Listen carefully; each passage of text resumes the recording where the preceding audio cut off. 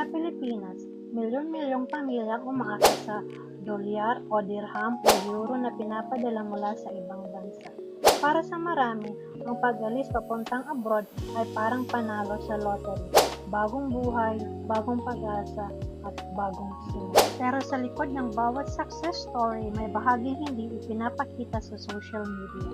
Hindi ito tungkol sa pera, ito ay tungkol sa presyong binabayaran ng puso. Sa video na ito, tatalakayin natin ang 5 uri ng sakripisyong madalas hindi napapansin pero totoong para sa milyong-milyong overseas Filipino workers. Welcome sa Waray Life Hacks. Kung bago ka sa channel na ito, layunin natin gawing simple ang mga bagay na akala mo komplikado, lalo na pagdating sa pera at buhay. Kaya kung gusto mo ng mga practical tips, simpleng hacks, at mga araw na makakatulong sa inyong buhay, mag-subscribe ka na at samahan mo ako sa bawat video. Ang una natin pag-uusapan, ang pagkawala sa mahalagang sandali. Unang kaarawan ng anak mo, graduation, kasal ng kapatid, libing ng magulang. Habang nagtatrabaho ka sa ibang bansa, tumatakbo pa rin ang buhay sa Pilipinas kahit wala ka roon. Maraming OFW ang natututong sanayin ng sarili na huwag umiyak kapag nakikitang mga litrato ng mga pagdiriwang na hindi nila napuntahan.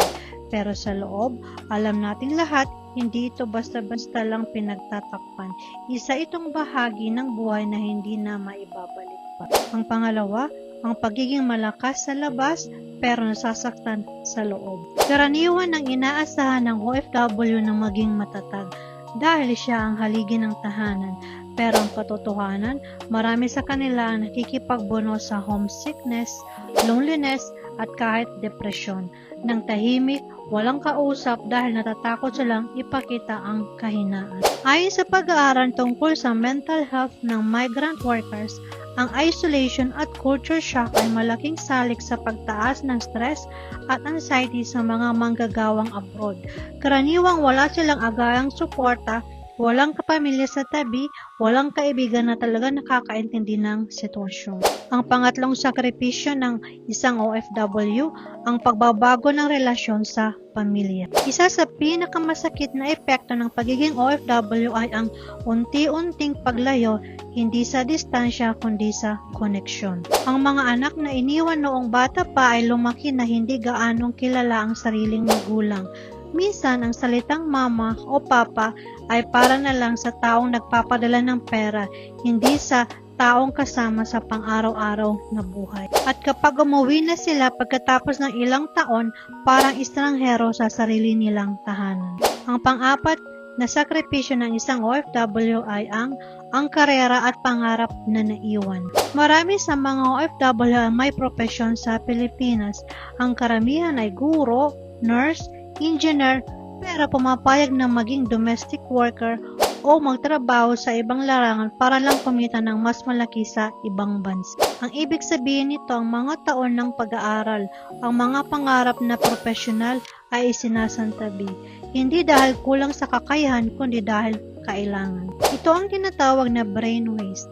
Sa mga pag-aaral ukol sa migration, kung saan ang husay at edukasyon ay hindi nagagamit sa tamang larangan dahil sa pangangailangang pangkabuhayan. Ang panglimang sakripisyo ng isang OFW, ang sariling kalusugan. Dahil nakatuon ang lahat sa pag-aasikaso ng pamilya, madalas napapabayaan ng isang OFW ang sariling kalusugan, katulad ng kanyang physical o mental health.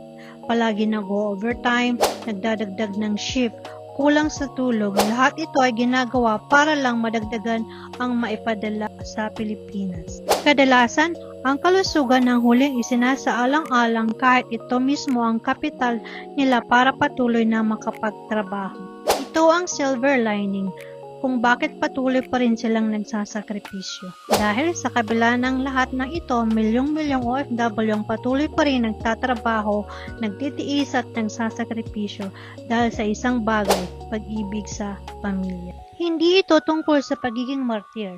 Ito ay tungkol sa pagpili sa pang-araw-araw na harapin ang hirap para lang may mas magandang buhay ang mga iniwan sa Pilipinas. At kung ikaw ay isang anak, asawa o magulang ng isang OFW, ang pinakamagandang paraan para pahalagan ng sakripisyong ito ay hindi lang sa salita kundi sa pag-unawa.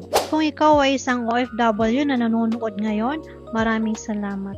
Nakikita ka namin kahit hindi ka nakikita ng marami. At kung ikaw ay may mahal sa buhay na nagtatrabaho sa ibang bansa, tawagan mo sila ngayon. Sabihin mong salamat.